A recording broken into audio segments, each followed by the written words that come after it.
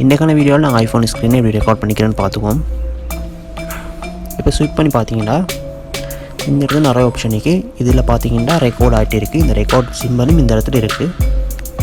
நாங்கள் இந்த ஆப்ஷனை இந்த இடத்துக்கு எப்படி கொண்டு வரோன்னு பார்த்தீங்கன்னா அதுக்கு சில செட்டிங்ஸ் இருக்குது. அதெல்லாம் நாங்கள் செட் பண்ண வேணும். அப்படி செட் பண்ண பிறகு இந்த இடத்துல இந்த ஆப்ஷன் வரும். இப்போ நாங்கள் எப்படி செட் பண்ணிக்கிறேன்னு பார்த்துக்குவோம். இப்போ ஐஃபோன் செட்டிங்ஸ்குள்ளே நான் போவோம். இதில் கொஞ்சம் கீழே பார்த்தீங்கன்னா கண்ட்ரோல் சென்டர் இருக்குது. இதுக்குள்ளே பார்த்தீங்கன்னா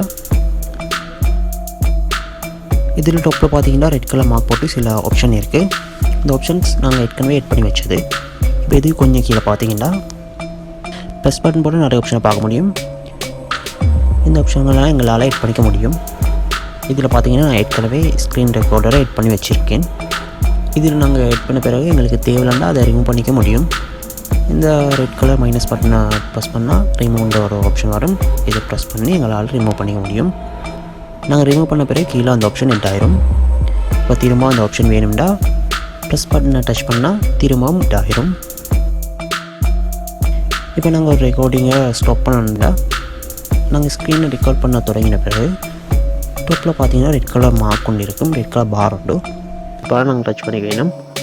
நாங்கள் டச் பண்ண பிறகு இந்த இடத்துல சின்ன பாப்பப் கொண்டு வரும். இந்த டைமில் எதுவுமே ரெக்கார்ட் ஆகாது. இந்த மாதிரி நாங்கள் ரெக்கார்டிங்கை ஸ்டாப் பண்ணி வச்சுக்க முடியும்.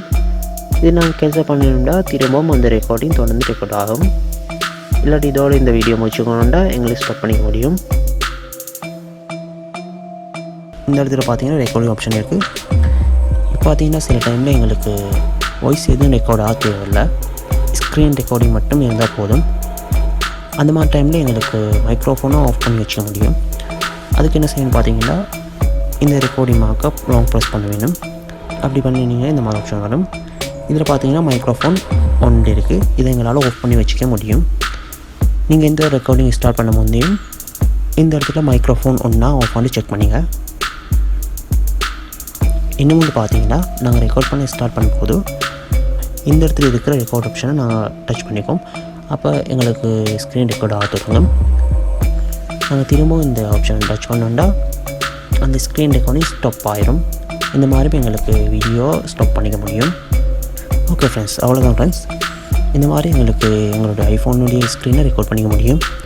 ஓகே ஃப்ரெண்ட்ஸ், இந்த வீடியோ பிடிச்சிருந்தால் லைக் பண்ணுங்கள். அப்படி ஷேர் பண்ணுங்கள். மறக்காம சப்ஸ்கிரைப் பண்ணுங்கள். இன்னும் புதிய வீடியோவுடன் உங்களை சந்திக்கிறோம்.